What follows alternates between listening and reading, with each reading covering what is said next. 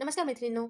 मी आज तुम्हाला घरच्या घरी वेफर्स कसे बनवायचे. बऱ्याच जणांना सर्वांनाच येतात, पण ज्या आत्ताच्या मुली आहेत त्यांना सोपी पद्धत पटकन कसं काय बनवायचे वेफर्स ते सांगणार आहे. तर आता मार्केटमध्ये एकदम मोठ्या साईजचे बटाटे यायला लागलेत. तर ते 2 ते 3 किलो घेऊन घ्यायचे. तेवढेसे तुमच्यासाठी पुरेसे होऊन जातात.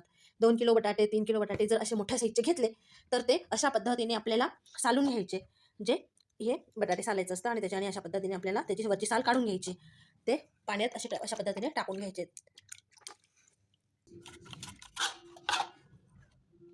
नंतर त्याचे याच्या साहाय्याने असे चिप्स करून घ्यायचे. उपवास असला की आपल्याला वेफर्स आवडतात किंवा चालतात पण ते बटाट्याचे. लहान मुलांना काही करून द्यायचं म्हटलं म्हणजे आपण थोडेसे वेफर्स तळून देऊ शकतो. तर असे हे वेफर्स आपण तयार करणार आहोत. आणि ते वेफर्स आपल्याला 2 ते 3 पाण्यामध्ये धुवून आणि असे तुरटीच्या पाण्यात बुडवून ठेवायचे 3-4 तासासाठी. आणि आता ते आपल्याला उकळून घ्यायचे मिठाच्या पाण्यात. अशा पद्धतीने इतकं पाणी ठेवायचं आपल्याला. मीठ टाकून पाणी गरम झालं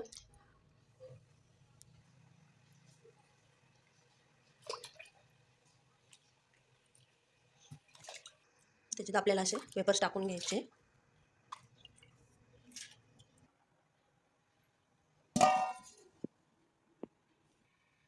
अशा पद्धतीने शिजले मग आता आपले थोडेसे. आणि आता ते आपल्याला काढून घ्यायचे आहेत रोहणीमध्ये.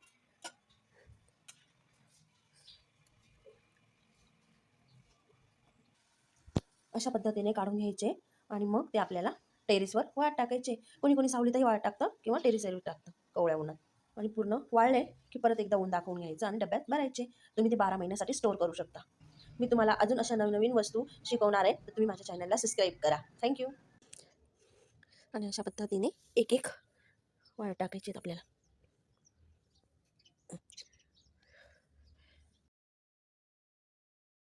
आणि वाळल्यावर त्या अशा पद्धतीचे होतात.